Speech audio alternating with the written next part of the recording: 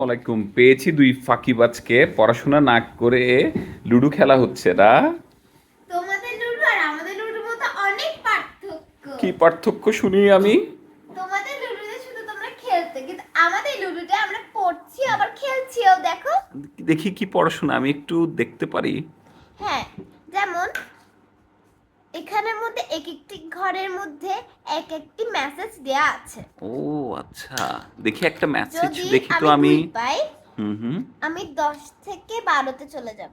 আর 12তে একটি কথা বলা আছে। কুশল জিজ্ঞেস করলে বলুন শকর আলহামদুলিল্লাহ, বেশ ভালো আছি।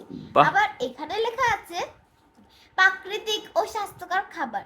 আবার তুমি যদি সিঁড়ি দিয়ে উপর উঠে যেতে পারো, লাক বাই তাহলে চান্স, তাহলে এখানে আছে সুস্থ দেহ প্রশান্ত মন।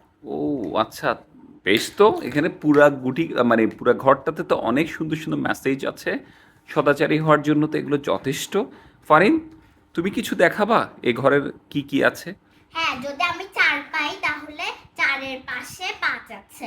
তো 5-এ লেখা আছে যে সবাইকে আগে সালাম দিতে। আচ্ছা, যদি কোনো কারণে এক পেয়ে তুমি 5 দিয়ে সিঁড়িতে উপরে উঠে আসো, তাহলে লেখা আছে সমাজে শান্তি শৃঙ্খলা এবং নিরাপত্তা নিশ্চিন্তে নিজ অবস্থান থেকে ভূমিকা রাখুন। বাহ, এটা তো লুডো খেলার বোর্ড।